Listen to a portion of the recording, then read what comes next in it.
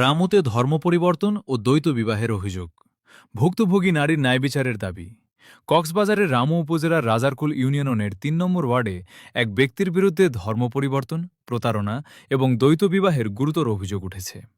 অভিযোগের কেন্দ্রবিন্দুতে থাকা ব্যক্তি পঙ্কজ শর্মা, যিনি আদালতের মাধ্যমে নাম পরিবর্তন করে মোহাম্মদ হাসান পরিচয়ে এক মুসলিম নারীকে বিয়ে করেছিলেন বলে জানা গেছে।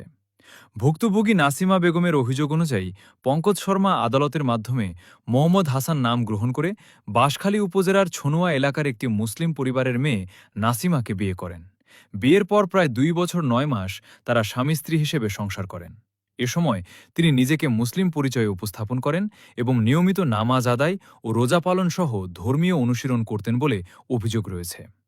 সংসার জীবনের বিভিন্ন সময়ে মোহাম্মদ হাসান পরিচয়ে থাকা পঙ্কজ নাসিমার কাছ থেকে উল্লেখযোগ্য পরিমাণ অর্থ গ্রহণ করেন।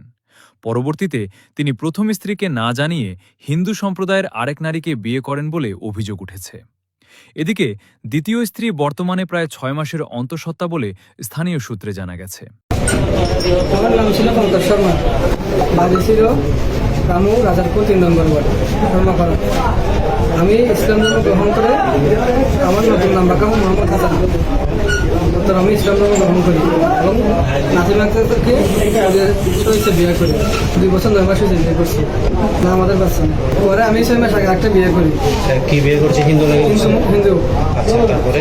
বিষয়টি জানার পর নাসিমা বেগম স্থানীয় জনপ্রতিনিধিদের অবহিত করেন এবং বিচার প্রার্থনা করেন। স্থানীয়ভাবে অনুষ্ঠিত সালিশ বৈঠকে অভিযুক্ত পঙ্কজ শর্মা দাবি করেন, পরিবারের চাপ ও মায়ের জোরাজুরির কারণে তিনি দ্বিতীয় বিয়ে করতে বাধ্য হয়েছেন।